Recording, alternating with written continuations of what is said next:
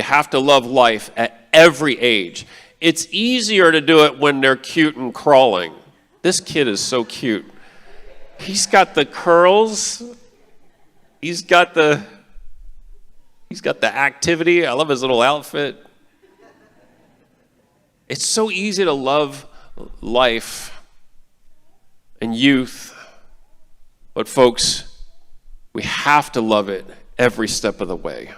Because the word says you're in the womb. You have to put on the Spirit's eyes on how he sees you so that you then see how he sees everyone else with mercy. So mercy and truth says you've never left the womb. The womb has always been there according to Scripture.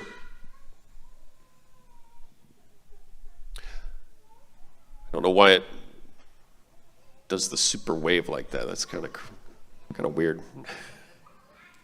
But moving on. Psalm 139, the Lord said in verse 13, "Thou hast possessed my reins, thou hast covered me in my mother's womb. My substance was not hid from you. When I was made in secret," ooh, don't you love that? This is like a whole other teaching. "And curiously wrought in the lowest parts of the earth." Curiously wrought. I want to tell you something. This is the word knitting. If you crochet, I'll use the word crochet too. Knit. God, it was your knitter. He was in that precious, deepest place, the most precious place on the planet. Eve is the mother of all flesh. That meant that God wanted, in the womb, he wanted all life to come through that operation, what he designed. So he curiously wrought, you do the Hebrew, and it means he knit you. Put you together. DNA strands, there's twisting that's going, there's a precious putting together. Why am I using that? Because what else? Why do we need mercy? Because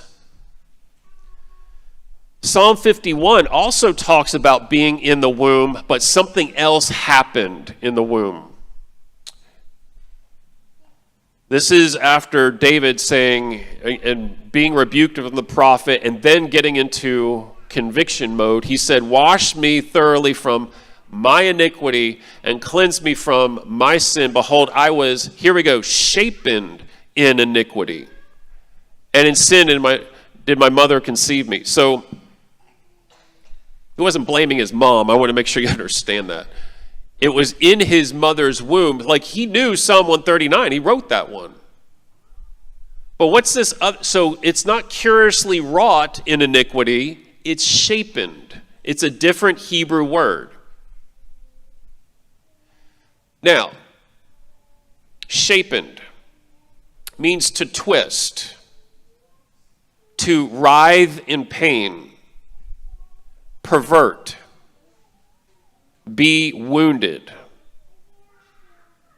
It doesn't mean that iniquity did all my sometimes you might feel like it did, where it completely formed you, like that's all that you've known, but I want to say that's a lie. You got to stack up Psalm 139 and the language of it versus the language of Psalm 51. And you see there's just a joining of iniquity. There's a corruption of what was already going on. So iniquity is very unmerciful. It's doing the very opposite that the Lord had set in motion. All of us can say about something in our life that we were shapen in iniquity.